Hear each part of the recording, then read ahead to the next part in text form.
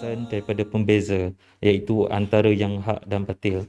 Surah Al-Baqarah ayat 185.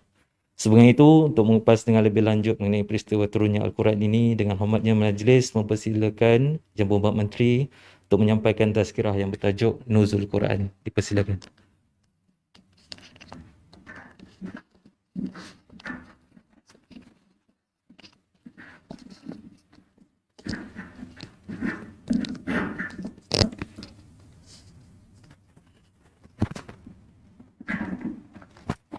A'udzubillahi samil alim minasyaitonir rajim. Bismillahirrahmanirrahim. Alhamdulillahirabbil alamin wassalatu wassalamu ala asyrafil anbiya'i wal mursalin wa ala alihi wa ashabihi wa man da'a bi da'watihi wa jahada bi jihadihi ila yaumiddin. Amma ba'd. Dihormati pengurusi majlis, kawanan kementerian, para jemaah dirahmati Allah sekalian. Alhamdulillah, syukur pada Allah Subhanahu Wa Taala pada tengah hari ini kita adakan sedikit majlis ilmu, kerana Allah Taala jadikan kita ni ada 3 komponen utama. Ada roh, ada jasad, ada akal. Dan ketiga-tiga komponen tu dia perlukan makan. Dia kena ada keperluan makan keperluan dia. Sebagaimana jasad, dia perlukan air, dia perlukan makan minum untuk stabil jasad ni, ya, dan jumlahnya pun kena cukup, lebih tak boleh, kurang sangat pun tak boleh. Demikian juga roh manusia, dia pun perlukan makan, dan makan dia pun macam-macam sebagaimana jasad. Jasad ni ada macam-macam jenis makanan, ya, air saja ada beratus jenis, ya, air teh saja berpuluh jenis, teh o, teh tarik, teh obeng, teh o limau, teh saja macam-macam, dan semua tu untuk keperluan kita. Buah ada berbagai-bagai jenis, semua tu begitu. Maknanya kita nak faham jasad dengan akal ni keperluan dia sebagaimana spiritual dengan akal ni keperluan dia sebagaimana jasad. Jadi jasad ni ada ada macam-macam jenis. Roh kita pun macam tu juga. Rohani kita pun kalau semayang saja tak cukup. Tak cukup lagi. Baca Quran saja tak cukup lagi. Kena ada zikrullah, kena ada tafakur, kena ada macam-macam benda yang mendekatkan. Zikir pun ada berpuluh-puluh jenis zikir. Semua tu sebagaimana makanan kepada rohani, maka makan pada jasad, begitu juga makan pada rohani. Ya, dia ada makanan utama, tapi dia tak cukup dengan utama saja. Contoh, saya jemput tuan-tuan semua yang hadir petani buka puasa rumah saya nak bagi jamuan nasi. Contoh, jangan datang betul. Contoh. Jadi tuan-tuan pun datang rumah saya pergi dah nasi lah, letak nasi. Lauk tak ada. Lauk saya tak janji. Saya janji makan nasi. Jadi saya bagi nasi sajalah. Air buah setengah tak janji. Buah-buah tak janji. Cukup tak? Bila kita makan nasi, kita dah mesti ada lauk, mesti ada ulam, mesti ada sayur, mesti ada sambal, mesti ada air, buah-buahan, sebagainya. Ada tisu pula sekarang lah. Dulu sapu kaki je. Ya, ada tisu, kemudian macam-macam. Jadi begitu makanan bagi jasad. Roh kita pun begitu. Roh kita kalau sekadar semayang saja tak cukup. Sebab tu puasa saja tak cukup. Dia ada keperluan lain. Keperluan-keperluan itu melengkapkan keperluan bagi rohani kita. Sebab tu ada orang kadang-kadang nampak lembut tapi kasar. Ada tak cukup makan lah tu. Ada bahagian makanan tak cukup. Ada orang kadang ilmu hebat, tinggi ilmu, tapi berbuat amalah dengan manusia tak ada adab. Ya, bahasa kasar-kasar. Pasal apa? Ada benda makanan yang tak cukup. Ya, jadi sebab tu dia keperluan rohani itu dia banyak. Ya, dan setiap kita tahulah bila kita pergi doktor check fizikal kita, doktor kata ini tak cukup vitamin C. Sebab mudah kena selsema, mudah tak vitamin C jatuh. Begitu juga rohani kita. Ya, cuma bezanya tak ada doktor yang nak cek sakit rohani jiwa kita. Ya. Di setengah-setengah negara dan India, Pakistan dan sebahagian yang ada alaqah ni, dia memang ada pusat pengajian. pusat pengajuan untuk nak buang perasaan takabur, sombong, dia ada kaedah cara dia. Nak buang perasaan ego, ada cara dia. Nak buang perasaan tamak, ada cara dia. Semua tu penyakit, dan penyakit tu mesti ada ubat dia. Ya, antara nak buang sombong, ya, misalnya dia hantar ni salah satu cara untuk buang sombong.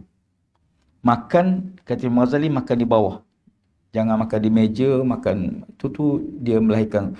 Banyakkan ziarah orang sakit, banyakkan ziarah orang mati, jangan pergi ziarah kedua kahwin je. Ya, itu di antara contoh-contoh lah. Buat sapu sampah, cuci longkang, cuci tandas, itu nak buang ego kita. Ya. Sama juga makan makanan. Banyakkan makan sayur, tu sebenarnya dalam Islam pun memang dituntut macam tu. Ya, supaya kita tidak panah baran. Ya, kurangkan makan daging. Ya, kena makan makanan berzat. Makanan tersebut makanan seimbang. Sebenarnya seimbang tu untuk jasad, seimbang juga untuk spiritual, dan seimbang juga untuk minda. Jadi kita ada 3. Jadi akal kita pun diperlukan makan juga. Ya, makanan bagi akal, sebab akal ni yang paling penting, sebab dia lampu suluh. Akal ni akan memandu. Kalau kita berjalan malam, kereta kena lampu. Kita berjalan malam kena lampu. Lampu suluh ni akal. Kalau sekiranya lampu tu malap, kita payah nak bawa, nak berjalan ni. Kita langgar sana, langgar sini, pasal apa? Lampu padam. Ya, iaitu berlaku pelanggaran tu. Kenapa orang tu berzina, kenapa dia menuarak, kenapa dia rasuah, kenapa tu? Dia ada pelanggaran kepada benda tak sepatutnya. Kenapa? Jalan dia tak clear.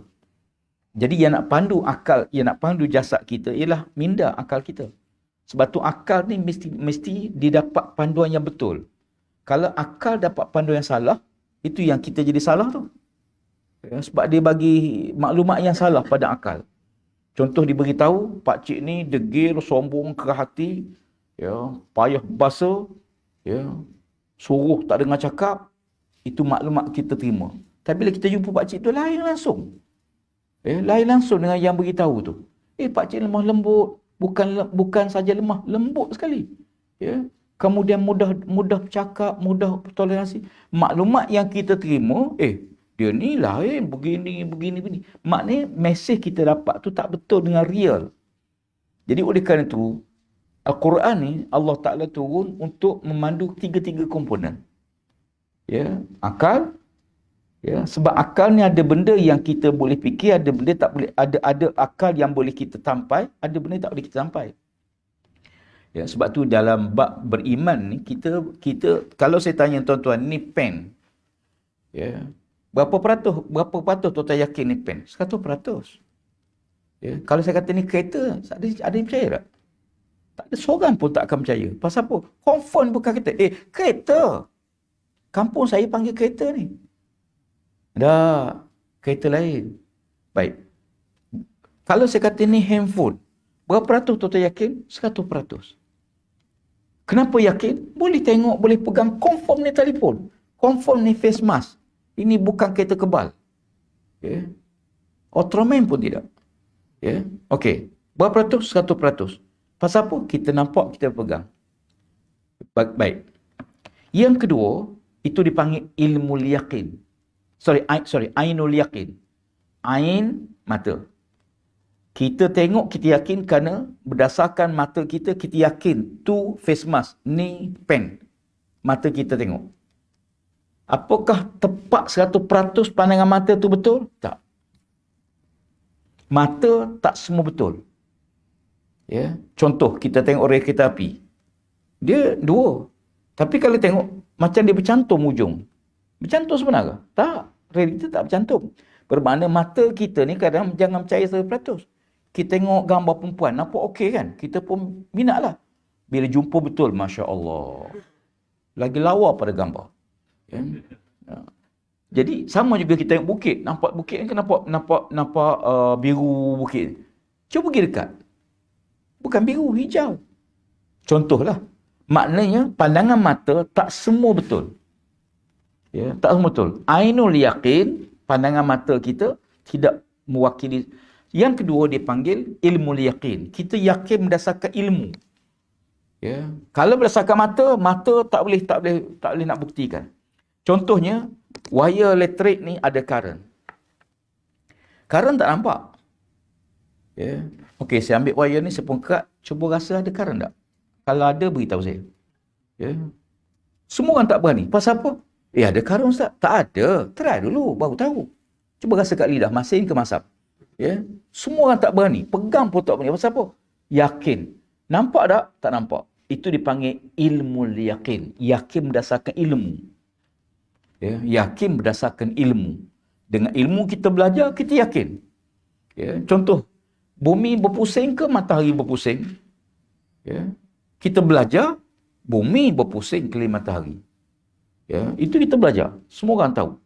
Ya. Baik. Pasti betul ke ilmu tu? Tak pasti. Tapi kita belajar memang begitu. Baik, bila kita buka Quran, Quran kata apa? Wasyamsu tajri limustaqarril laha. Dan matahari yang berpusing, beredar. Allah tak sebut matahari beredar. Kita kata tak, bumi beredar. Kita belajar bumi yang beredar. Ya, itu ilmu yakin. Dengan ilmu kita, bumi berpusing. Tapi Quran kata matahari berpusing. Kita betul ke Tuhan betul? Tentulah Tuhan betul sebab dia yang buat. Dia buat alam, dia buat matahari. Mesti dia betul. Habis kita salah ke? Tak. Kita tak salah. Ya. Bila kita kaji balik, rupanya dua-dua berpusing. Matahari berpusing di atas paksi dia. Rupanya matahari itu, dia berpusing. Bukan statik. Ya. Jadi mungkin saintis tak dapat tengok berpusing macam tu. Tapi sekarang confirm lah. Ahli sains pun dah confirm. Matahari berpusing di atas paksi dia.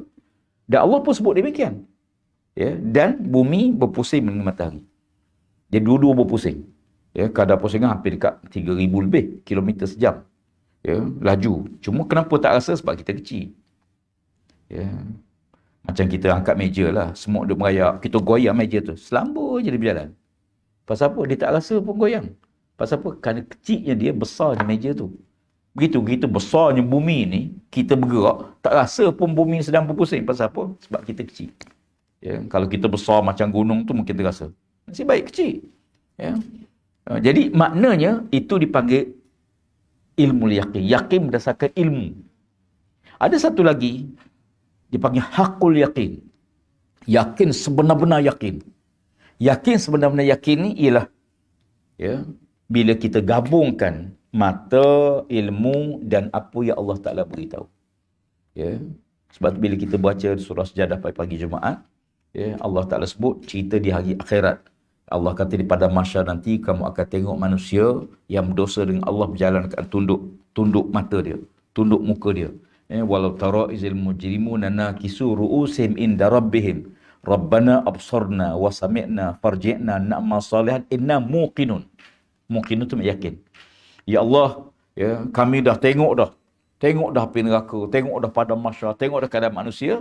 Wasamik dan kami dengar bunyi api neraka, bunyi orang bertempik, bunyi orang menangis, bunyi semua sikit. Ya Allah, kembalilah kami semula ke dunia kerana kami yakin yakinnya. Itu panggil hakul yakin. Yakin sebenar. Ya, yakin sebenar-benar yakin. Jadi Al-Quranul Karim diturunkan oleh Allah Ta'ala. Ya, dalam Quran Allah sebut, macam saya sebut dulu dalam kuliah pertama, ialah dalam Ramadan, nama Ramadan ni Allah sebut dalam Quran sekali Allah sebut. Ya, bulan lain Allah tak sebut dalam Quran. Ya, nama Syawal tak ada dalam Quran. Ya, Syawal tak ada. Ya, Zulkaidah, Zulhijjah, bulan Zulhijjah bulan haji.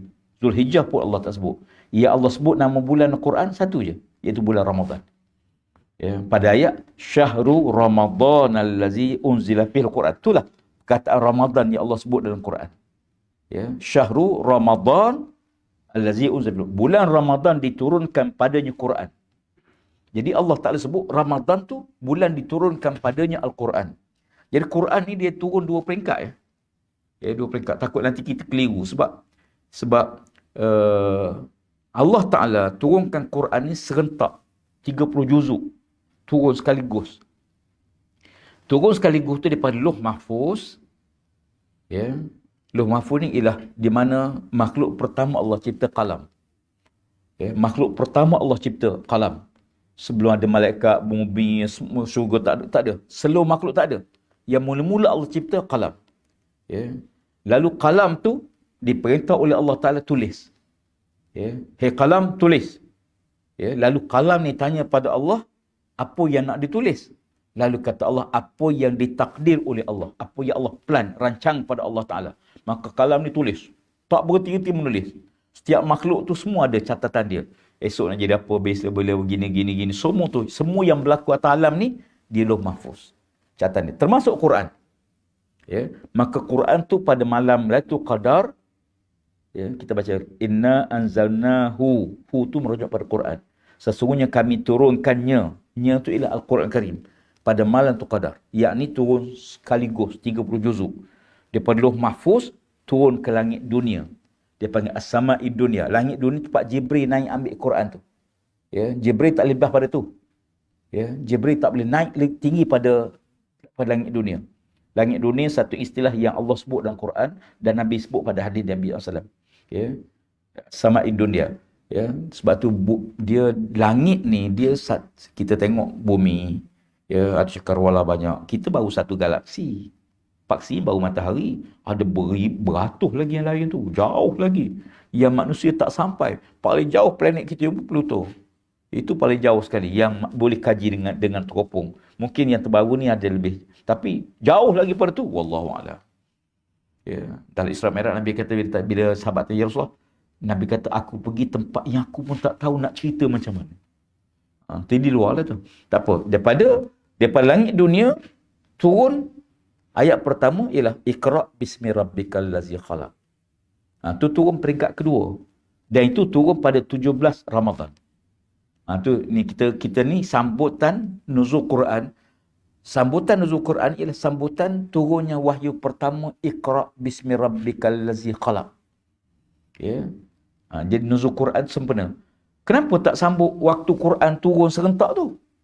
Kan tu lagi besar pada Iqra' saja. Sebab tak tahu bila.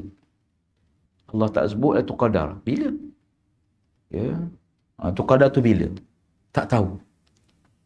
Jadi ada orang kata 13, ada yang kata 21, ada yang kata 23, malam-malam ganjil 10 terakhir Ramadan. Ya, ada kata begitu. Jadi kalau kita nak ambil cuti sempena nuzul Quran, cuti belakalah 21, 23, 25, 27. Ya, saya setuju. Ramai boleh cuti kan. Tapi tak boleh lah. Sebab tak tahu exactly bila tarikh sebenar, masa sebenar Lailatul Qadar tu. Ya, jadi oleh kerana tu kita ambil 17 Ramadan. Ya, nuzul Quran sempena turunnya wahyu pertama. Wahyu pertama turun ialah pada 17 Ramadan. Ya, pada malam 17 Ramadan. Bukan siang. Sepatutnya tak payah cuti lah kalau turun malam. Kan? Kalau turun siang, cutilah. Kan? Ini turun malam, cuti buat apa? Tapi tak apalah. Kita cuti ke lah. Ya. Ataupun cuti 2 hari. Hari nak turun dan hari besok. Malam tu. Jadi di Malaysia dan banyak negara Islam diambil sempena hebatnya turun malam tu, Quran tu. Pasal apa? Sebab dia memang sangat istimewa. Quran diturun oleh Allah Subhanahu Wa Taala, dibawa oleh malaikat yang paling istimewa, Jibril alaihissalam, pada bulan yang paling istimewa, bulan Ramadan, pada hari yang paling istimewa, 17 Ramadan, dibawa ke muka bumi kepada manusia paling istimewa, Rasulullah SAW, kepada manusia paling istimewa, umat Nabi Muhammad SAW. Jadi berimpun kebaikan-kebaikan berganda, ya, pada malam tersebut. Ya. Dan pada malam itu, ya, Nabi SAW berada dalam Gua Thur, ya, Gua Hira, ya, Gua Hira, ya, tiba-tiba dalam keadaan Nabi SAW. Kenapa Nabi dia panggil bertakhanus atau berkhaluah? Berkhaluah maknanya bersendirian. Orang Melayu berkhaluat berdua, ya. Berkhaluat ni bersendirian, ya, duduk seorang diri. Kenapa? Dia fikir macam mana cara nak pulihkan negara dia, macam pulih masyarakat dia, minum arak, bunuh, ya, yang berkuasa, menindah yang zalim. Macam mana cara nak atasi? Jadi Nabi SAW keluar duduk dalam gua tu, Gua Hira. Kalau kita naik Gua Hira ni, dia gua yang dia gitu je, kemudian ada batu atas tu sekeping. Dia bukan gua macam Malaysia ni. Malaysia kalau sebut gua tu gua sungguh. Ya, dia masuk sini tembus sana. Dia gitu je sikit. Dan betul-betul menghadap ke arah Kaabah. Ya, kalau kita duduk atas bukit tu waktu cuaca bagus, kita nampak Kaabah. Ya, nampak sebab dia tinggi. Ya, dan dia, pada malam tersebut Allah Subhanahu Wa Taala mengutuskan malaikat Jibril alaihissalam. Ya, sedang Nabi duduk seorang diri, tiba-tiba datang satu lembaga yang besar, masuk-masuk, terus suruh Nabi baca. Iqra. Ya, baca. Nabi jawab, ma ana biqari'in, aku tak erti baca. Jibril AS peluk Nabi SAW, biasa kita dengar. Jibril peluk. Ya, Nabi terasa pelukan dia. Ya. Kemudian lepas. Baca. Nabi kata, aku tak erti baca. Kemudian peluk kali kedua, dan Nabi rasa lebih kuat pelukan dia berbanding yang mula-mula. Ya. Kemudian lepas. Baca. Nabi kata, aku tak erti baca. Dia peluk kali tiga, hampir-hampir lemas. Baru dilepaskan, kemudian Jibril AS baca, Iqra' bismi rabbikal ladzi khalaq, khalaqal insana min 'alaq, Iqra' wa rabbukal akram ladzi 'allamal insan ma lam ya'lam ya. Baik. Peluk ni cara mengajar ke? Macam cikgu masuk kelas. Baca. Tak boleh peluk. Ramai ni cikgu. Ya. Kenapa Jibril peluk Nabi? Pertama, dikupas oleh banyak para ulama. Nak buktikan bahawa Nabi ni bukan mimpi. Bukan mengigau. Kita kalau tidur mimpi, macam ada orang peluk je kan. Mimpi tak ada orang pun. Mimpi rimau kejar kita. Kita pun rimau nak makan, kita lompat. Masuk dalam air, basah. Tak basah pun. Kalau basah pun terkencing je lah. Jadi terasa-rasa. Tak, ni bukan. Betul-betul. Ya, bukan cobaan, betul-betul. Dia peluk sampai 3 kali, itu nak buktikan bahawa Nabi Muhammad bukan mengigau, bukan mimpi. Ya, sebab Nabi lemah betul. Ya, jadi itu nak buktikan. Yang kedua, Jibril tahu tak Nabi tak erti baca? Jibril tahu. Allah pun tahu. Kalau Allah tahu Nabi Muhammad tak erti baca, kenapa dia suruh baca? Kita dah anak kita baru boleh berjalan, baru boleh merangkak. Kita panjat. Panjat. Anak tengok. Gila bapak aku. Kan? Ya. Tentulah kita tak akan suruh anak kita yang tak erti manjat untuk panjat. Allah Ta'ala dia tahu dan Nabi tak erti baca. Tahu. Habis kenapa dia suruh baca?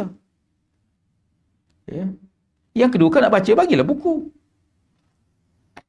Baca. Tak, ni tak ada apa. Baca. Baca apa? Membuktikan bahawa yang Jibril suruh baca tu bukan baca yang bertulis. Bacaan dua. Bacaan ada dua. Satu, bacaan yang panggil makru'ah. Ya, makru'ah ni yang bertulis. Ya, saya baca buku ni. Kita boleh baca. Ya. Itu pun dengan 2 syarat. Pertama, orang yang kita suruh tu memang reti membaca. Kalau dia tak reti, kita bagi. Apa ni kata? Dia tak reti baca. Dia tak tahu pun. Sebab dia tak reti baca. Yang kedua, syarat kedua, mesti ada bahan yang nak dibaca. Jibril AS, waktu maju jumpa Nabi, dia suruh Nabi suruh baca. Pertama, dia tahu Nabi tak reti baca. Yang kedua, dia tak bagi bahan bacaan. Lalu kita kena fikir, jadi kalau macam tu, membaca di sini bukan baca yang bertulis. Baca yang tidak bertulis. Dipanggil ayatullah al-manzurah. Membaca benda yang bergambar, benda yang kita boleh tengok. Ya, dan ikut kajian pun sebenarnya, kita baca yang tak bertulis ni lagi banyak daripada baca yang bertulis. Ya, ingat kajian tahun 80 berapa dulu? Dia membahasa. Orang Melayu purata baca 2 muka surat setahun. 2 muka surat setahun. Ya. Kita memang tak suka baca. Sama zaman sekarang, lagilah. Kalau kita baca, katalah ada orang hantar mesej. Kalau panjang sikit, scroll je, tak baca pun. Kan? Kita ada WhatsApp group masing-masing. WhatsApp group ni biasa ikut umur lah. Yang muda, dia group geng-geng muda. Yang sedang 40-an, 50-an, 60-an, 60-an. Yang tua-tua tu buka pagi, Al-Fatihah. Buka Al-Fatihah. Memang grup dia 60-an, 80-an. Ya, Al-Fatihah scroll, balik siapa pula mati ni.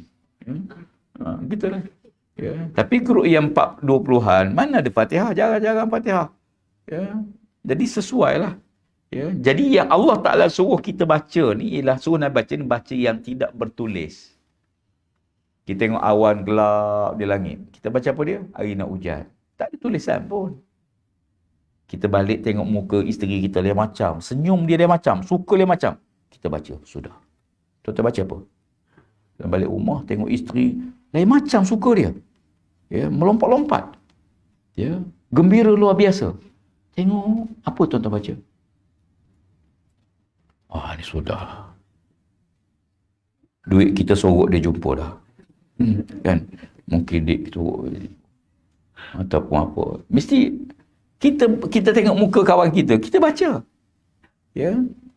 Kita berjalan, memang kita sentiasa membaca. Ya. Baca ni ada yang bergambar baca. Kita macam kita bawa kereta kona. Ada gambar 120 km. 120. Kita tahu dah. Speed limit dia 120 km sejam. Ya. Jalan lagi kalau kita pergi ikut jalan jeli Musang tu, jeli Tanah Merah daripada Perak tu, gambar gajah. Kan? Gambar gajah. Kita tahu dah. Ni kawasan ada gajah. Kawasan gambar lembu. Kawasan gambar lembu. Setengah-setengah jalan bekak-bekuk, dia gambar tengkorak. Tu kawasan tu banyak hantu. Kita baca ni kawasan banyak hantu. Lari laju-laju. Jadi setiap benda yang kita tengok tu, kita baca. Ya. Tengok, hari ni dah 15 bulan. Apa kita baca? Gaji masuk dah ni. Pasal apa nak raya? Contoh. Jadi, bahkan setiap benda tu kita membaca. Tengok pokok kita baca. Pokok ni dah keluar bunga. Ya. Semua kita baca. Jadi yang Allah Ta'ala, Jibril peluk Nabi, suruh baca tu ialah membaca kebesaran Allah, keagungan Allah. Pada ciptaan langit, bumi, gunung, ganam, matahari, semua benda. Ya. Hatta kita tengok kita pun. Ya. Wa fi anfusikum afala tubsirun. Pada diri kamu tak tengok ke kamu? Jadi tengok, Allah guna istilah tengok. Tengok sini nak baca kena tengok. Tapi baca yang bukan bertulis. Ya. Dalam ayat lain, watin, wazaitun, waturisinin, wahazal, demi buah tin, demi buah zaitun. Bila sebut buah tin, kita bayang buah tin.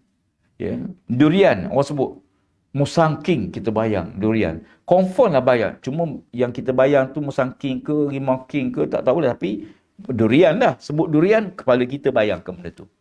Baik. Jadi maknanya, sebab itu Jibril AS suruh baca, Iqra' bismi rabbik. Baca dengan nama Tuhanmu. Jadi jangan tuan-tuan rasa kagum bila anak rajin membaca. Ya, bagus anak dia membaca saja. Tapi tengok dia baca benda. Bahan bacaan tu apa? Kalau dia baca benda mengarut, rosak minda dia. Ya. Dia baca benda yang tak betul. Ya. Ajaran-ajaran yang tak betul. Ya. Pendapat-pendapat yang tak betul. Dia akan merosakkan pemikiran dia. Jadi baca tu jangan kagum bila anak rajin baca. Tapi tengok apa yang dia baca dan apa tujuan dia baca. Sebab tu Allah Ta'ala kaitkan baca dengan nama Tuhanmu. Maknanya bila Allah Ta'ala sebut Iqra' bismi rabbik, bahan bacaan tu mesti betul, matlamat bacaan tu kena betul, tujuan kita baca betul. Semua tu dengan nama Allah. Berarti dia dah letak satu panduan. Ya, panduan kita dalam membaca. Ya, sekarang ni kita ada tak banyak baca buku, kita banyak baca Facebook, baca WhatsApp, macam-macam kita baca. Jadi yang kita baca ni kadang-kadang, kalau bacaan kita tak betul, minda kita rosak dan dia akan rosak pada fizikal. Ya, tindakan-tindakan kita. Ya, demikian juga. Kalau betul, maka dia betul lah. Jadi oleh kerana itu, bulan Ramadan, Allah tak sebut, ya, diturunkan padanya Al-Quran. So, Ramadan zikr fil Quran. Untuk apa dia? Hudan linnas. Dia tak kata hudan lil muslimin. Hudan linnas. Pertunjuk, Quran ni punya satu petunjuk. Satu panduan. Panduan untuk seluruh manusia. Ya. Panduan untuk seluruh manusia. Ya. Jadi sama ada Islam tak Islam tu nombor dua. Ya. Ramai orang bukan Islam pun kaji Quran untuk dapatkan petunjuk tersebut. Ya. Banyak ilmu-ilmu yang Allah Ta'ala sebut. Contohnya cerita Ashabul Kahfi. Ya. Orang tak tahu kalau tak baca Quran. Manusia pertama atas dunia siapa dia? Adam. Mana kita tahu? Ya. Kita tahu dengan Quran. Ya. Dengan hadis Nabi beritahu. Orang pertama Adam. Manusia kedua Hawa. Isteri dia. Ya. Ada orang kata bukan Adam, sila bawa bukti. Kami ada bukti. Kita orang Islam, kita ada bukti dia. Bukti mana? Tuhan yang buat bumi, Tuhan buat manusia, dia beritahu makhluk pertama Adam. Ya. Kita dalil. Ya. Bukan daripada beruk. Bukan. Kalau dia manusia daripada beruk, jadi kita kena cek balik. Sebab takut yang baru-baru ni pun daripada beruk lagi. Ya. Itu teori evolusi mengarut. Ya. Cuma dalam sejarah Islam, ada manusia ditukar oleh Allah jadi kera. Ada. Ya. Yahudi. Ya. Bani Israel. Tapi tak ramai. Riwayat mengatakan mungkin jumlah dia 6 orang. Ya. 6 orang saja. Pasal apa Allah Ta'ala sumpah laknat jadi buruk? Kerana langgar perintah Allah. Ya. Dia dilarang tangkap ikan pada hari Sabtu. Ya. Allah Ta'ala turun perintah kepada Bani Israel tak boleh tangkap ikan pada hari Sabtu. Dan Allah Ta'ala jadikan hari Sabtu tu banyak ikan. Kita ni kalau hari Sabtu tak ada ikan, sedang elok je. Kan? Tapi hari Sabtu tu lah banyak ikan. Memang dia uji sungguh-sungguh masa tu. Akhirnya macam mana? Dia buat alur air, masuk ke sekolah, dia buat pintu. Jadi pada hari Sabtu ikan masuk semua, dia pun tutup pintu tu. Dia tangkap hari Ahad. Dia tak tangkap hari Sabtu sebab dia kata Tuhan kata jangan tangkap ikan hari Sabtu, dia tangkap hari Ahad. Tapi dia buat kerja tu hari Sabtu. Dia kata dia tak tangkap, dia buat turun gate dia, pintu tu, akhirnya ikan tak lepas keluar. Hari Ahad dia tangkap ikan. Lalu Allah sumpah dia, kunu kiradatan khashiin.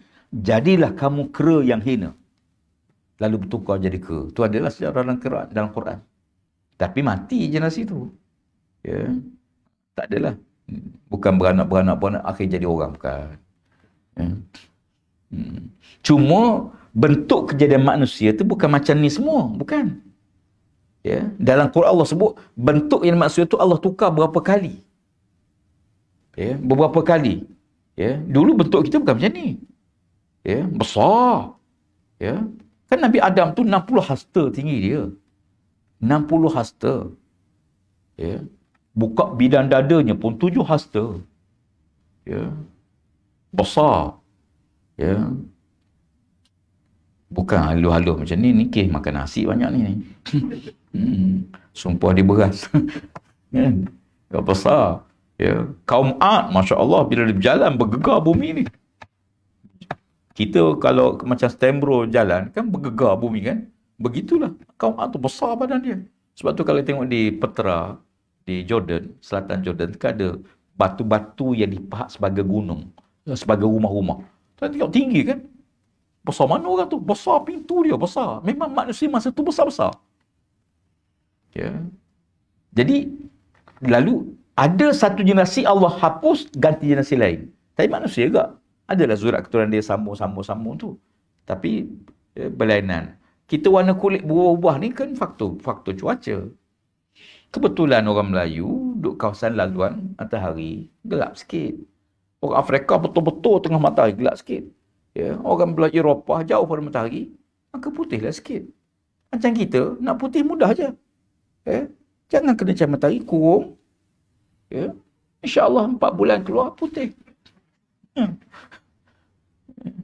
Anak saya kena COVID, duduk kat karantin rumah. Tak boleh keluar lah. Ya, dah hari 6 tu saya kata keluar lah. Dah putih dah rupa ni. Jadi sebenarnya rumput, kan kita nampak rumput tu hijau. Macam mana kita nak tukar rumput putih? Ambil tempurung tutup. Duduk 2 minggu cuba angkat. Putih lah. Kalau rumput putih, kita putih. Tapi duduk bawah tempurung lah. Tak apa, itu perubahan-perubahan. Dan bahasa pun berubahkan tempat. Ya, macam orang Pahang, bahasa dia tak sama. Orang Lutung Meling, bahasa dia dalam tekak ni. Ya. Orang Pekan, bahasa dia ujung lidah. Kerana air mengalir begitu. Lutung Meling air dia terjun. Ya, cakapnya pun dalam-dalam. Ya, Pahang ni dia bahasa dia ikut alur air. Ya. Jadi, dia bahasa pun sama. Tempat-tempat tu beza. Kenapa orang duduk di pantai cakap kuat? Ya. Orang di pantai memang cakap kuat. Nelayan cakap kuat. Ya. Pasal apa? Sebab memang suasana dia bising. Ombak bunyi, kau cakap pelan tak dengar. Ya. Dia kena cakap kuat. Dia bisik tu macam kita bercakap. Jadi oleh kerana itu, kalau kita tengok, Quran pun Allah Ta'ala turunkan. Hudan linnas. Jadi kalau manusia tak ikut Quran, berarti tak ikut panduan. Dalam pemerintahan ke, nak takbir kerajaan ke, nak jadi menteri ke, jadi apa pun, semua kena buka Quran. Sebab Quran ni jadi panduan. Jadi Quran ni, kalau kita tengok, dapat pahala. Tak erti baca. Saya tak erti baca Quran, saya boleh tengok. Tengok Quran dapat pahala. Tengok saja dapat pahala. Ya. Kan ada seorang hamba Allah, dia meninggal dunia. Kisah ni viral satu masa dulu. Ya, bila dia meninggal dunia, seorang pakcik meninggal dunia. Jadi jenazah pun diurus, tak ada apa. Kemudian waktu masuk dalam liang lahat, dia masuk letak liang lahat tu, ambil kayu tutup. Bila tutup dengan kayu liang lahat tu, tiba-tiba macam ada cahaya keluar pada celah tepi-tepi kayu tu. Ya, keluar cahaya. Dan ini ditengok bukan seorang dua, ramai yang tengok. Yang turun jenazah dan orang tak tengok. Macam seolah ada lampu dalam tu. Tak apalah, mereka kebumikan. Ya, seorang hamba Allah pergi jumpa isteri pakcik tu. Pergi keluarga dia. Sebab dia yang masukkan pakcik tu dalam liang. Dan dia dia kata apa amalan pakcik ni. Ya. Sebab kami waktu urus jenazah dia memang rasa luar biasa. Saya sepanjang hidup saya pernah urus seorang hamba Allah. Memang pelik daripada awal lagi. Ya, tu memang kawan saya betul. Ya, waktu jadi cerita dia ni, cerita pakcik ni, kata isteri dia, suami saya ni macam orang biasa je, amalan dia tak adalah pelik-pelik. Ya, macam biasa semaya 5 waktu, masa rajin sembahyang sunat, macam kita biasa. Ya, cuma suami dia memang jaga sembahyang tahajud lah. Ya, bangun sembahyang tahajud, tak tinggal. Ya, cuma kadang-kadang dia bangun tengah malam sembahyang tahajud, kemudian dia menangis-nangis. Dan doa-doa menangis. Satu hari isteri dia intai, suami dia menangis ni pasal apa ni? Ya, duk doa, duk merayu menangis. Ya, dia dengar suara-suara minta tu, tapi dia nak tahu suami nangis pasal apa. Kok ya Allah, payahnya nak kahwin seorang lagi, ya Allah. Kok mana tahu kan? Jadi isteri cuba dengar suami minta apa. Ya, lepas tu macam mana? Bagilah supaya tak menangis. Macam mana? Ya. Jadi bila dia dengar, rupanya suami dia menangis pada dia. Dia kata, ya Allah, Engkau turunkan Quran, tapi aku tak erti baca Quran. Ya Allah, aku minta ampun, aku minta maaf kerana aku tak erti baca Quran. Yang sedih itu, makcik tu cerita, sambil-sambil dia menangis tu, jari dia duk pegang huruf Quran. Dia rasa dengan jari dia. Nak baca tak erti. Ya. Yang boleh buat, dia sentuh, jari-jari sentuh huruf Quran. Ya. Dan makcik tu keluar kepada yang mari tanya tu. Dia kata, inilah Quran yang pakcik selalu buka. Dia tak reti baca, tapi belik macam orang reti. Ya. Bila buka Quran tu kembang ketah dia kerana air mata pakcik. Ya. Ada orang rindu. Tapi nak macam mana? Sebab tidak semua kita sama. Ada orang sempat belajar Quran masa kecil. Alhamdulillah dah reti. Ada orang tak fasih. Ada orang tak reti baca, tapi dia nak baca. Satu hari saya pergi ke singgah di Jordan. Ya, jadi semayang, saya jadi imam. Biasalah. Ya. Lepas jadi imam, ada seorang Arab mari. Dia tanya, daripada mana? Saya kata, daripada Malaysia. Dia kata, orang Malaysia reti baca Quran. Ya? Geram aku nak bagi. Kita johan antarabangsa lah. Yelah, tak semua orang tahu. Sebab dia rasa Quran ni bahasa Arab, sepatut orang Arab dia reti.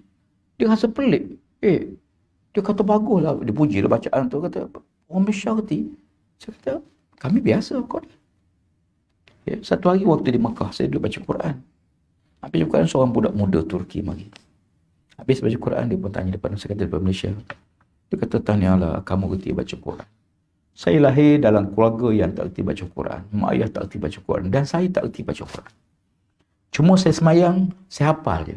Apa keluar Allah, apa bin nas, apa iza ja'a nasrullah, apa inna ataina tu ramai hafal. Kita pun hafal. Kan? Jadi dia kata, saya dah tekad balik nanti saya nak baca Quran.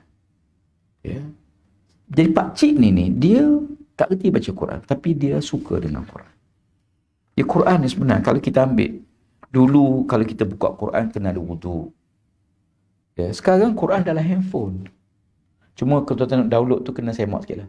Sebab dalam pengalaman saya ada Quran yang salah. Yang wallahu alam sama ada bukan tersalah lah, sengaja lah Quran ni. Tapi itulah istimewa Quran. Quran ni kalau yang salah semua orang tahu. Orang akan tahu. Sebab Allah menjaga Quran. Okay. Berapa ribu kali dah musuh-musuh Islam cuba untuk mengubah Quran. Cuba pindah Quran. Kadang pindah baris, kadang pindah huruf. Tapi sekejap je memang orang tahu. Waktu saya bersyarah di ITM dulu, ada seorang murid saya bawa satu Quran. Dia kata, Ustaz, cuba tengok Quran ni betul tak betul. Saya rasa baca lain macam Quran ni dengan yang biasa dia baca. Ya, saya pun ambil Quran dia, buka muka depan ni, dia ada bertampal dengan tu kertas.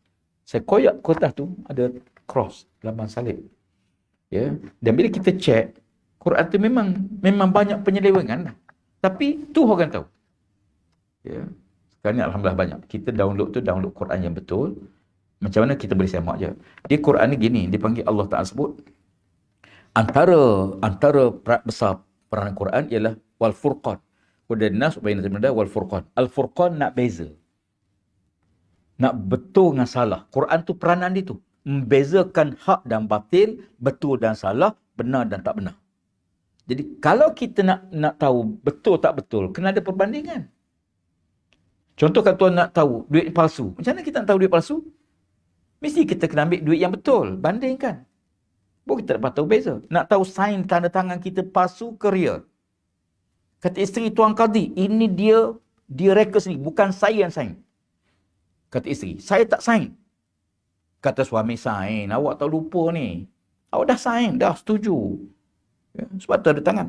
Kata, okey sign. Isteri sign. Banding. Oh, tipu. Ni. Jadi, nak tahu betul salah, kena ada dua benda. Satu benda yang betul, maka satu benda yang kita nak bandingkan. Maka oleh kerana itu, yang betul tu mana dia? Yang betul daripada Allah. Ya, yang betul daripada Allah. Nak tahu perbuatan kita betul tak betul? Kita tengok, ya Allah suruh kita dengan kita buat ni betul tak betul? Kalau betul, maka perbuatan itu benar. Kalau lari, maka tak betul lah. Jadi oleh kerana itu, sifat Quran ialah membandingkan. Ya, hak dan batil. Jadi oleh kerana kita hidup ni, ya, kita tengok ya, berbagai-bagai peluang yang Tuhan bagi pada kita tak sama. Ya, tapi tuan-tuan usah risau yang tu. Tak usah risaulah. Memanglah harta banyak lebih seronok berbanding harta sikit. Tetapi hakikat harta sama je. Untuk apa harta? Untuk kita guna. Agak-agak kalau tuan-tuan kaya sangat makan 10 kali sehari ke? Tak, 3 kali sehari je. Lagi kaya lagi tak boleh makan. Ramai saya ada seorang kawan jutawan. Saya diajak minum air. Duk kada minum. Saya udahlah teh tarik. Dia toke air suam. Juta-juta air suam je. Kadang teh kosong tanpa gula, nipis tanpa gula. Tu tak lama belaka tu. Makan? Tak boleh makan. Daging-daging tak boleh, gaut. Ya, tak boleh. Manis-manis tak boleh, dah kecil manis. Ya, masing-masing tak boleh darah tinggi. Habis yang boleh apa dia? Kulit roti. Allah Rabbi. Hakikat kereta, memanglah kereta sedap, kereta tak sedap. Tapi hakikat sama. Jalan. Agak-agak tuan-tuan, kata kereta Rolls Royce yang beli 2-3 juta tu, sampai trafik light merah, dia kena berhenti ke jalan? Ya. Kena berhenti. Kalau lembu melintas, raja ke rakyat berhenti tak kalau lembu melintas? Berhenti. Takkan lembu tak tahu ni raja? Tak tahu. Hakikat. Hakikat akhirnya sama. Ya. Tetapi dalam proses itulah manusia ditarbiah. Hidup. InsyaAllah. Kita bekerja. Kita nak Allah bagi rezeki kita yang baik untuk anak isteri kita. Kita bekerja, kita tahu bahawa adanya keberkatan umur, keberkatan rezeki, keberkatan pendapatan, keberkatan Ramadan. Jadi dalam Ramadan ni berimpun semua sifat baik tersebut. Jadi salah satu yang kita nak sangat-sangat ialah bagaimana untuk kita mengetahui bahawa Ramadan bahawa Quran itu ialah mengandungi semua benda. Ma faratna fil kitab min syai'. Kami tidak tinggalkan sesuatu apapun daripada dalam Quran. Satu hari waktu saya belajar, Ustaz saya suruh cari cara-cara buat roti canai dalam Quran.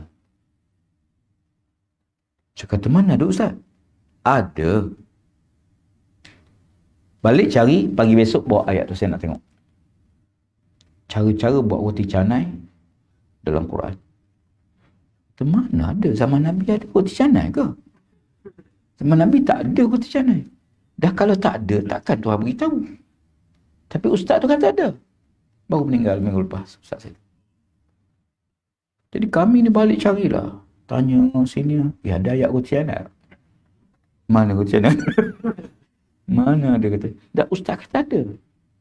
Jadi pagi besok masuk kelas. Masuk kelas. Okey, siapa ada jumpa ayat roti canai? Ada ustaz.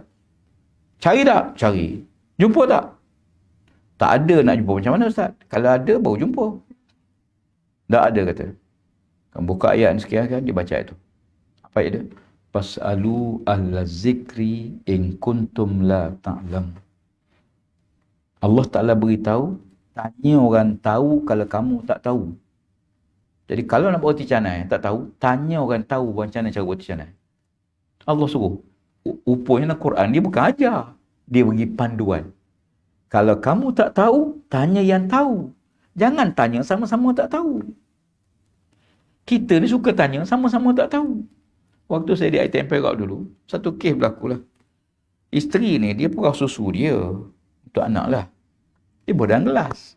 Buat dalam peti sejuk. Suami balik, suami minum. Habis gelas.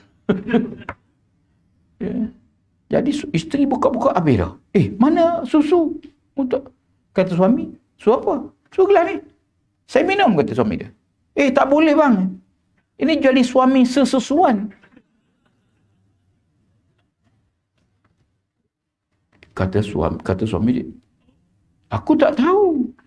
Tak tahu ke tahu, dah habis gelas, memang jadi suami suan. Tak boleh berpisah, bercerai, jatuh talak, kata isteri dia.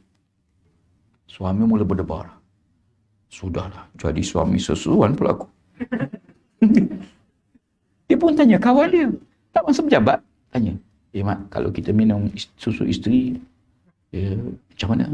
Habis gelas. Kenyang. Kenyang sekali. Katanya, jadi suami suan jatuh talak, betul ke? Kata kawan dia, aku rasa betul. Aku rasa betul. Sudah. Jangan tanya sama-sama tak reti. Tanya yang tahu. Jadi bila tanya yang sama-sama sendiri, tanya kawan-kawan, tu keluar hukum macam-macam tu. Ya, aku rasa okey. Hukum mana boleh rasa-rasa? Hukum ni, dia antara boleh tu apa dalil. Tak boleh apa dalil. Ya, tak semua benda baru ni ada hukum dalam Quran. Ya, ada seorang pakcik tu, dia marah budak isap rokok. Ya, isap dadah. Ya. Dia kata, kamu isap dadah tak boleh. Dia kata, pakcik isap rokok. Kata pakcik tu, rokok Tuhan tak sebut dalam Quran. Dadah ada. Sudah.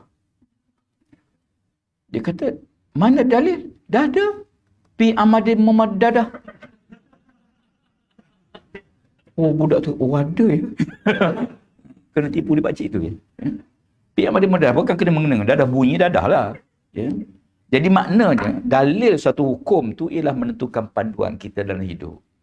Habis kalau tak tahu, kalau tak ada dalil, tak ada Quran, tengok hadis. Tak ada hadis, tengok ijma' ulama'-ulama' sepakat menentukan hukum. Ya. Kalau kita orang alim, atau kita boleh kias. Bandingkan hukum yang ada dalam Quran dengan hukum benda baru yang tak ada hukum Quran.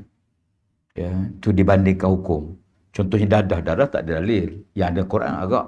Tapi dia punya akibat sama. Memabukkan, hilang akal. Dadah pun sama. Maka hukum tu disamakan kerana sifat dia sama. Maka tu dipanggil dalil kias. Ya, apapun kepada kita, malah kita sama-sama mudah-mudahan kita, khusus di Kementerian Alam sekitar hari ini, kita banyak ambil tadabbur dengan ayat Quran tentang ciptaan langit, bumi, gunung, ganang.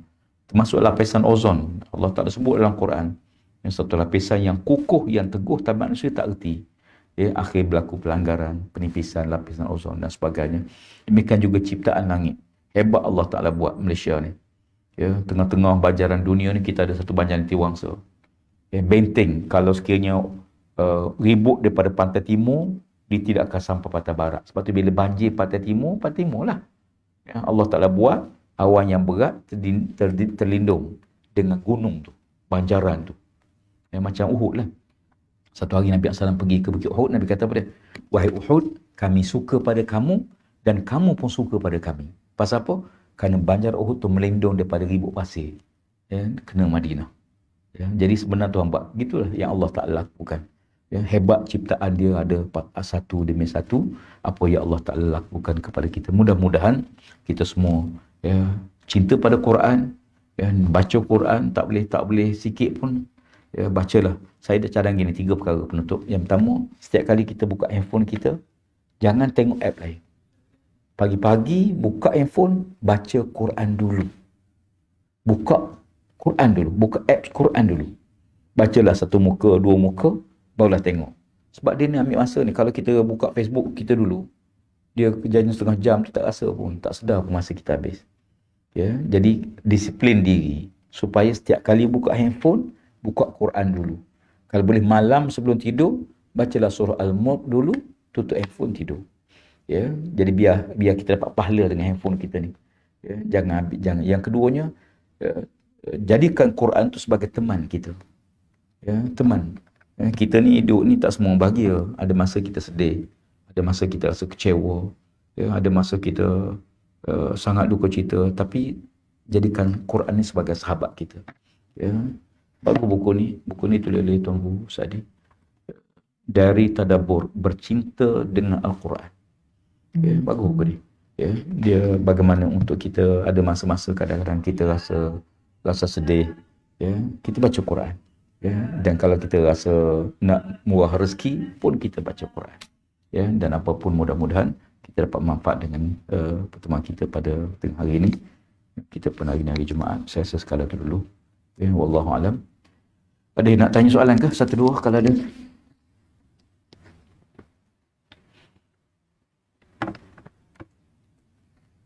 Biasa. Ya.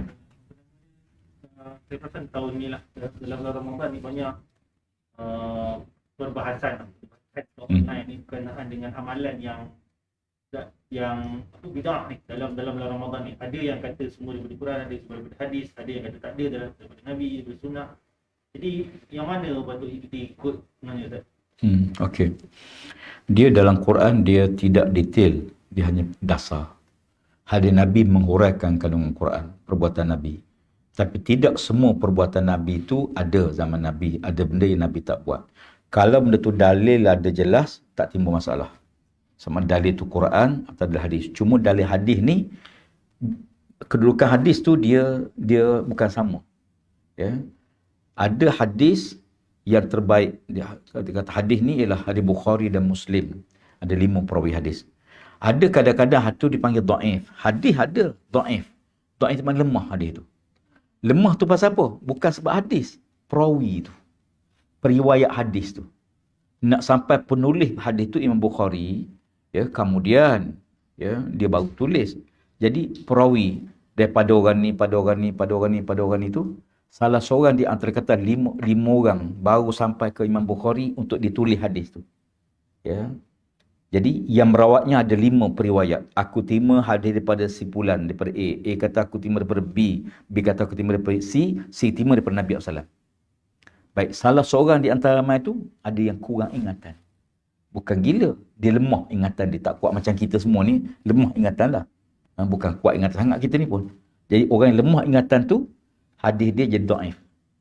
Tapi boleh beramal, boleh. Ya, baik. Jadi bila timbul masalah amalan bid'ah, ulama-ulama menyebut bid'ah tu ada 2. Satu bid'ah yang baik dipanggil hasanah, bid'ah juga. Bid'ah ni perbuatan yang Nabi tak buat, kita buat. Contoh selawat tengah-tengah tarawih. Bid'ah tu. Sebab Nabi tak buat. Jadi kita berselawat tu hukum bid'ah? Ya. Tapi bid'ah yang baik, bid'ah hasanah. Pasal apa? Berselawat pada Nabi SAW dituntut. Allah pun suruh kita berselawat. Maka selawat masa tu tak apa. Ya, walaupun Nabi tak buat, tapi dia anggap satu benda yang baik. Pasal apa? Kerana ada dalil yang suruh kita berselawat. Dan dalil pun tak sebut Selawat waktu bila-bila. Allah tu berumum je. Maka bila-bila boleh selawat, maka kita ambil selang-seli masa tu untuk berselawat. Maka tak apa. Itu dipanggil bid'ah yang baik. Termasuklah mengumpul Quran dan menulis Al-Quran. Itu bid'ah tu. Sebab Nabi tak suruh tulis Quran. Nabi tak suruh kumpul Quran. Sebab tu kata Sayyidina Osman bin Affan, bid'ah yang paling besar ialah mengumpulkan Quran. Tapi ulama kata, bid'ah tu bid'ah yang baik. Ya, termasuklah kita pakai pembesar suara, azan pakai mic, semayang pakai sejadah dan seumpamanya. Benda ni dianggap bid'ah sebab Nabi tak buat dalam bab ibadah lah. Dalam bab hidup tak apa. Tuan-tuan duduk di Malaysia, kenapa tak duduk Mekah? Bid'ah ke? Tak. Kalau bid'ah macam tu semua kena duduk Mekah. Mampu Mekah. Tu tak. Yang ibadah, dalam konteks ibadah tu yang Nabi tak buat, kita buat, maka hukum bid'ah. Cuma bid'ah tu ada dua. Satu bid'ah yang dalalah, yang sesat, bercanggah dengan syarak. Ya, pasal apa? Satu memang confirm dalil tak ada. Yang kedua, dia tidak ada benda yang mendekatkan pada agama. Contohnya mandi safa, tu khurafat yang adalah mandi tolak bala. Ya. Bala boleh tolak dengan mandi, ini senanglah. Mandi tiap-tiap hari. Ya. Ini mengarut. Ya. Termasuklah amalan-amalan pun banyak yang masuk, amalan-amalan yang kadang-kadang zikir mengarut, ya, yang bukan-bukan tu, maka itu di antara amalan yang kalau menyentuh soalan akidah dipanggil khurafat, kalau menyentuh soalan ibadah dipanggil bid'ah. Jadi itulah di antaranya. Jadi kalau kita nak tahu mana, ya, ada orang kata saya tak nak pegang pada mazhab-mazhab. Ya, saya tak pegang mazhab, saya nak pegang Quran hadis saja. Ya. Pendapat tu, pandangan yang tak betul. Seolah-olah Imam Syafi'i tak pegang mazhab, tak pegang Quran hadis. Imam Syafi'i pun pegang hadis, Imam Ahmad bin Hanbal pun pegang Quran hadis. Cuma kita dengan dia, mana lebih alim? Lebih alim dia, maka dia memudahkan pada kita.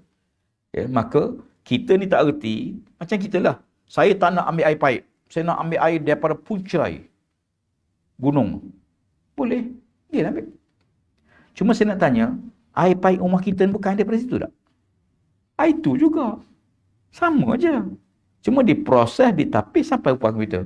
Oh, saya tak nak air paip. Tak nak bayar-bayar. Saya nak pergi ambil bukit, boleh. Tapi, dia ambil. Imam Ghazali, mazhab-mazhab ni ialah mereka yang memudahkan kita memahami Islam, maka dia telah pun letakkan. Ini pandangan Syafi'i. Kenapa beza-beza? Syafi'i, Hanafi, Hanbali, Maliki, kenapa tak sama? Kerana hadis tu tak sama. Orang ni kata aku lebih suka. Macam kita lah. Ada orang kata saya kalau Ustaz Tuan beritahu, saya pegang. Ya, tapi kalau orang lain beritahu, saya kurang sikit. Gitulah. Jadi ada orang yang saya pendapat Syafi'i bagi saya betul. Pendapat Maliki bagi saya kurang tepat. Bagi saya kurang. Saya lebih setuju pada Syafi'i.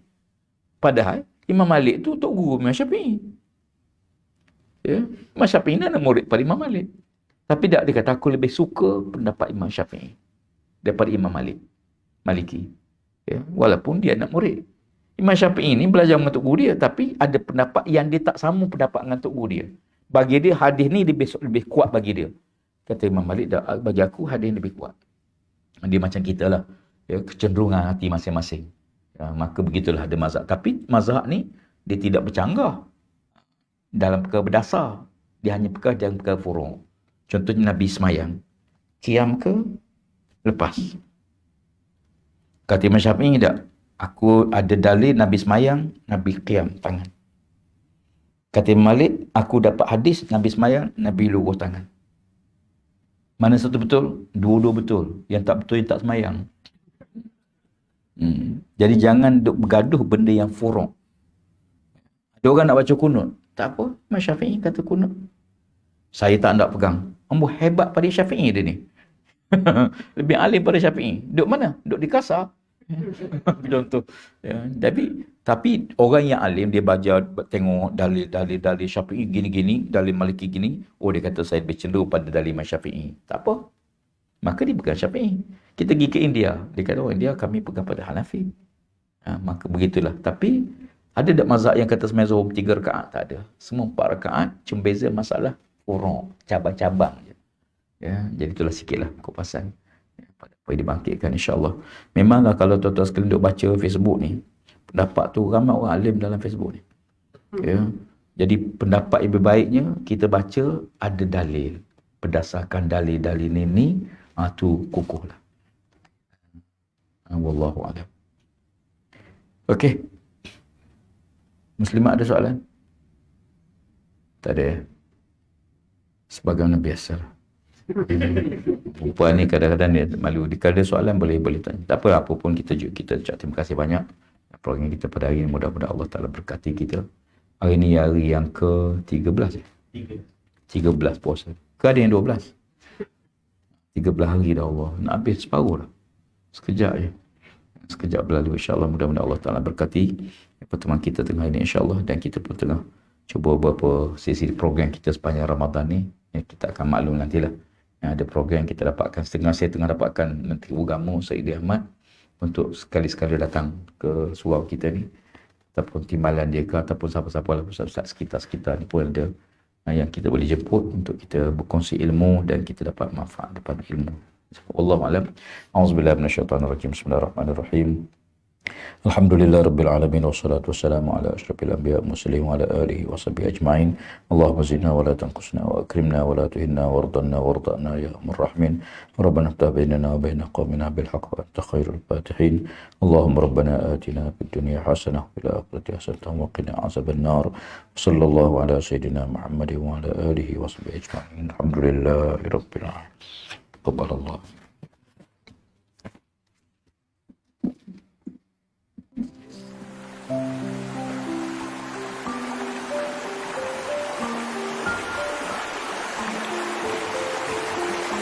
Okey, anda semua melihat sungai ni airnya terus mengalir. Tak berhenti. Entah berapa puluh tahun, beginilah alirannya terus mengalir, tidak berhenti-henti. Suka tak kita mendapat pahala seumpama sungai yang mengalir yang tidak berhenti? Tentu semua kita nak supaya pahala kita berterusan, ya, mengalir dan terus mengalir. Ya, macam mana kita dapat pahala seumpama air sungai yang mengalir yang tak pernah berhenti? Allah Ta'ala sebut, ya, orang yang beriman, illal ladzina amanu wa amilus solihat falahum ajrun ghairu mamnun. Ya, orang beriman dan beramal soleh, maka bagi mereka pahala yang tidak putus-putus. Kementerian Alam Sekitar dan Air, kita melancarkan program wakaf air. Ya, salah satu inisiatif di peringkat kementerian untuk memastikan supaya penduduk luar bandar, masyarakat orang asal, masyarakat yang terpinggir, yang jauh daripada sistem paip utama dapat bekalan air. Ya. Macam mana kita nak buat? Sebab kalau kita nak sambung daripada paip utama, kosnya sangat besar dan jaraknya pun sangat jauh, kadang-kadang 20-30 km ada satu perkampungan kecil. Apa yang kita buat ialah kita lancarkan program wakaf air bersama Yayasan Wakaf Malaysia. Program wakaf air ni, mekanisme kita buat ialah untuk mengenal pasti perkampungan yang kawasan-kawasan pedalaman bersama dengan Kementerian Pengelola Bandar, dan kita akan pastikan pun dapat bekalan air. Mungkin kita boring situ, kita buat sistem penapisan, kita letakkan tangki air, mungkin tempat-tempat yang perlu pakai solar, kita pakai solar untuk pastikan pump kita berfungsi. Kemudian kita salirkan air tersebut ke rumah-rumah pengguna. Alhamdulillah, hingga sambutan sangat baik, dan kita harapkan kita sebahagian daripada mereka yang mewakafkan harta kita untuk program wakaf air kebangsaan. InsyaAllah boleh Google, ya, jumpa dengan Yayasan Wakaf Malaysia dan pergi pada wakaf air. Ya, mudah-mudahan kita mendapat pahala seumpama air sungai yang mengalir yang tidak putus-putus. InsyaAllah. Assalamualaikum warahmatullahi wabarakatuh.